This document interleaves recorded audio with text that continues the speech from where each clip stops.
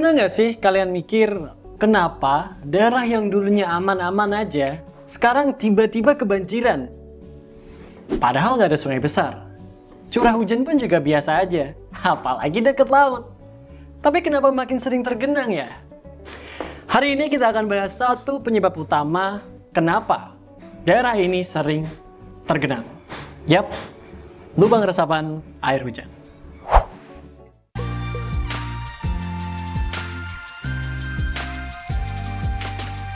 Nah, saat hujan turun, air itu seharusnya meresap ke dalam tanah. Tapi sekarang banyak tuh permukaan tanah yang udah ketutup sama bangunan, paving, bahkan beton. Akibatnya apa? Ya air hujan langsung lari ke selokan. Ya oke kalau selokannya itu besar. Nah kalau ini kecil, mampet, bahkan dengan air yang debitnya terlalu besar. Ya banjir. Nah, ada satu contoh menarik nih teman-teman. Jadi di sebuah gang sempit, tim kami pernah ingin membuat sebuah sumur resapan kecil. Harapannya, agar air hujan itu bisa masuk ke dalam tanah dan tidak mengalir ke jalan. Namun ternyata, usulan ini ditolak oleh salah satu warga sekitar. Alasannya, karena area itu dulunya merupakan tanah milik keluarganya. Meskipun secara hukum gang tersebut sudah menjadi jalan umum, namun penolakan tetap terjadi. Kita di sini tidak membahas siapa yang salah dan siapa yang benar ya.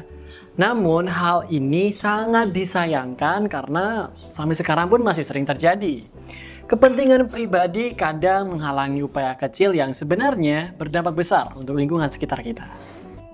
Seperti contohnya di banyak wilayah, termasuk Kabupaten Sleman, peraturan sekarang sudah mewajibkan adanya sistem resapan air hujan saat mengajukan PBG atau persetujuan bangunan gedung.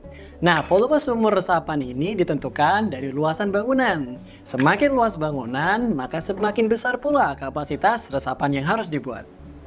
Tujuannya pun jelas, agar air hujan tidak semuanya lari ke dalam selokan. Sebagian bisa dikembalikan lagi ke dalam tanah. Nah, hal ini selain untuk mencegah banjir, juga untuk membantu cadangan air di dalam tanah kita tetap sehat. So, teman-teman, kalau di lingkungan kita mulai muncul nih, ada yang menolak pembuatan sumur resapan atau bahkan yang menutup lahan mereka dengan paving sepenuhnya, kita bisa mulai ajak ngobrol dengan baik-baik. Jelaskan bahwa ini bukan hanya sekedar urusan pribadi saja, tetapi soal masa depan kita bersama. Karena makin kesini, penyebab banjir itu bukan cuma curah hujan yang tinggi aja, tapi karena dari diri kita sendiri tidak memberikan ruang untuk air dapat kembali ke tanah. Mulai sekarang, yuk kita perhatikan lagi lingkungan tempat tinggal kita. Mungkin solusinya nggak mahal, bisa dimulai dari satu lubang resapan yang kecil di halaman rumah atau biobori sederhana. Dan siapa tahu nih, dari hal yang kecil tersebut kita bisa mencegah banjir yang besar, bukan? Oke teman-teman, segitu aja video untuk kali ini. Jangan lupa untuk like, share, dan juga subscribe biar kamu nggak ketinggalan bahasan seru lainnya di channel Belajar Arsitektur, bagian dari R3 Studio, Timeless Design. Sampai jumpa di video berikutnya dan salam arsitektur.